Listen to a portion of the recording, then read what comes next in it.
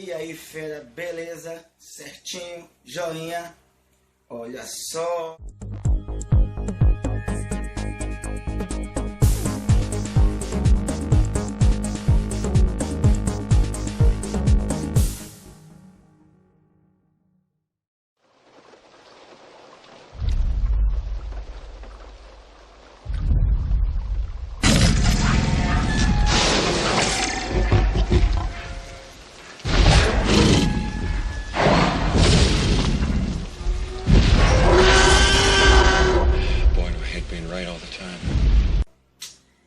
Galera, notícia dessa semana: descobertos mais ovos de dinossauros em uma província da China. Olha só. E por que eu disse mais ovos de dinossauro? Porque, se eu não me engano, já houve uma notícia de descoberta de ovos de dinossauros há poucos anos. Não me lembro onde foi, mas houve também essa descoberta.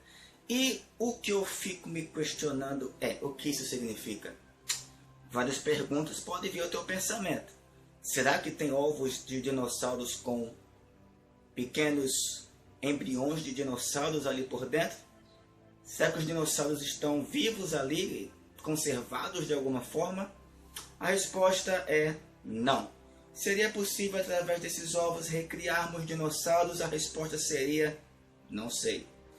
Teoricamente seria possível, mas na prática eu acho meio difícil, porque não há mais vida ali. É possível você clonar um ser vivo. Até onde eu sei, posso estar falando uma besteira aqui, posso estar falando uma grande besteira, mas até onde eu sei, você tem que pegar a amostra de DNA enquanto o ser é vivo. Depois que ele está morto, se você pega aquele DNA, até onde eu sei, não há uma forma de você trazer a vida. Ou seja, se você quer clonar o seu gato, por exemplo, você tem que retirar o DNA dele enquanto ele é vivo. Deixa lá conservado, lá em altos graus, né, de temperaturas, aliás, baixos graus na verdade, né, porque vai estar super congelado lá para ser talvez revivido um dia quando a ciência chegar lá para isso, para tal. Então, até onde eu sei, não. Só porque esses ovos foram descobertos não quer dizer que haja a possibilidade de termos na vida real um novo Jurassic Park. Eu creio que não. Mas já pensou se isso acontecesse hoje? Já pensou um T-Rex passando em frente à sua casa, numa avenida principal? Complicado, hein? Pois bem, e o que eu quero colocar aqui é o seguinte. Olha o meu amigo aqui, ó, é o Tio Rex. E aí, Tio Rex, beleza? Emerson, beleza? Tudo certinho? Vocês estão vendo minha boca se mexer? Minha boca não está se mexendo. Não sou eu que estou fazendo a voz desse Tiranossauro Rex. Não sou eu que estou fazendo. O que você achou dessa notícia, Tio Rex? O que você acha? É possível ou não que seus tataravós ou até mesmo você volte à vida? Cara, é uma coisa muito complicada. Mas eu acho, vamos dizer assim, digamos, um tanto quanto impossível por agora. Cara, você tá falando com a voz muito parecida, com a do Fred Flintstone, que por sinal tá ali atrás. E eu tenho para dizer para você uma grande coisa agora, Tio Rex. Sim. Fala aí. Embora vocês tenham existido há milhões de anos, nós sabemos algumas coisas sobre vocês. Por exemplo, vocês não conviveram com os seres humanos. Até onde se sabe, um ser humano, pelo menos o Homo sapiens, não chegou a conviver com o Tiranossauro Rex. A raça humana passou a existir depois do suposto extermínio dos dinossauros através de um meteoro, de um grande astro, né, celeste lá que teria caído sobre a Terra. Tudo isso é teoria, viu? Há grandes evidências de que isso tenha acontecido, que eles tenham sido extintos dessa forma, mas é uma das teorias. Inclusive, há na face da Terra alguns lugares com grandes crateras onde certamente algum asteroide, no mínimo, ou meteoro mesmo, não sei o que, colidiu fortemente com a Terra. Então, a teoria da extinção dos dinossauros através de um meteoro que se chocou lá violentamente, mas não acabou com toda a vida na Terra, nem com todos os seres, obviamente. Outra coisa, tio Rex, Diz aí. por que que a Bíblia não fala dos dinossauros? Eita, grande pergunta, hein?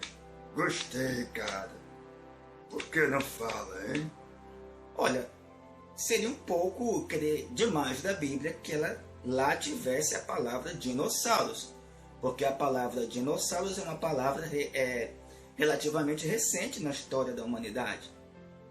Sério?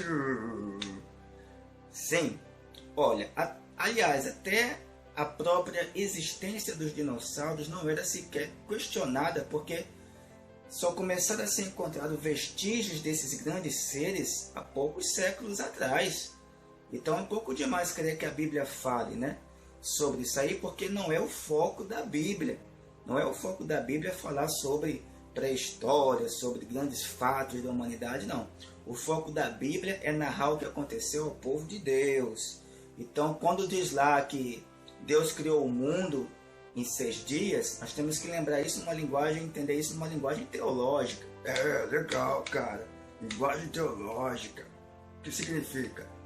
A Bíblia revela que Deus é atemporal, ele é acima do tempo. Ele não tem o limite do tempo que nós temos.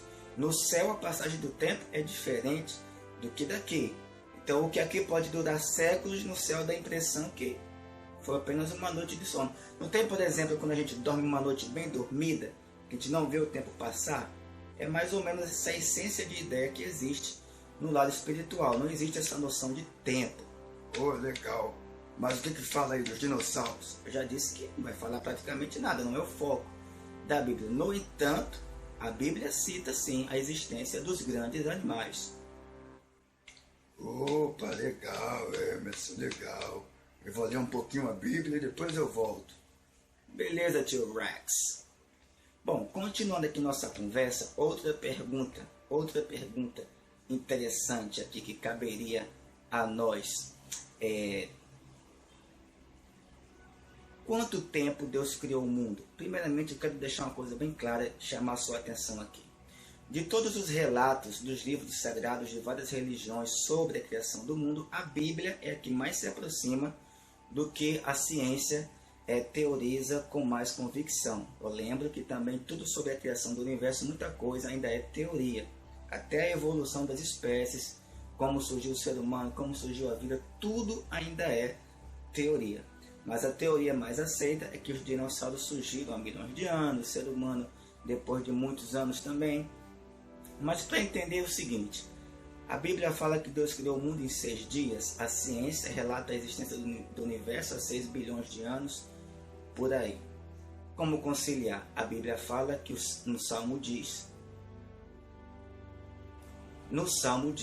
que para Deus um dia é como 1000 anos. Como eu falei, Deus é atemporal, ele não é preso ao tempo.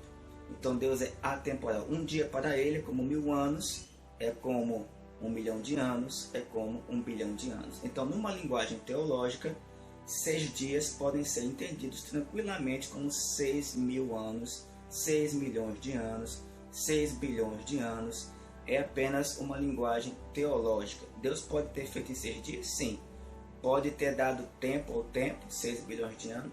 Sim. Isso não é o mais importante, isso não afeta a fé da igreja, isso não afeta em nada. O importante é que a ciência pode caminhar com a religião. A ciência não pode querer ultrapassar os limites.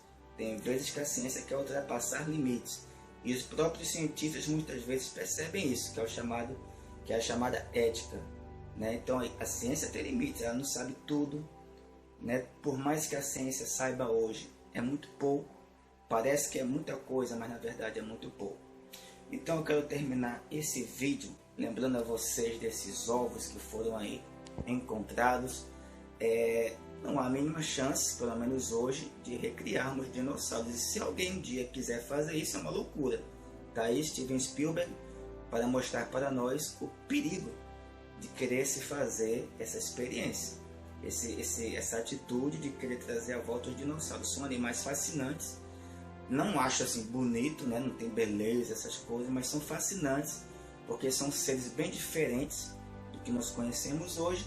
São seres que não existem mais, o que existem hoje são apenas alguns sinais do passado, como os lagartos, os jacarés, tartaruga marinha. Lembram um pouco desse passado. Há tipos de baleia e tubarões que são tidos como pré-históricos. Então fica essas lembranças. Temos os fósseis, pegadas, ossos, que ficam aí como sinais da sua existência. Mas a ciência tem limite, né? O que aconteceu já aconteceu.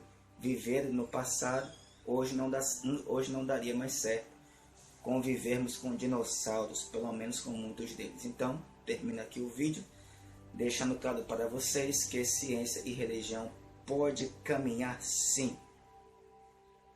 Valeu!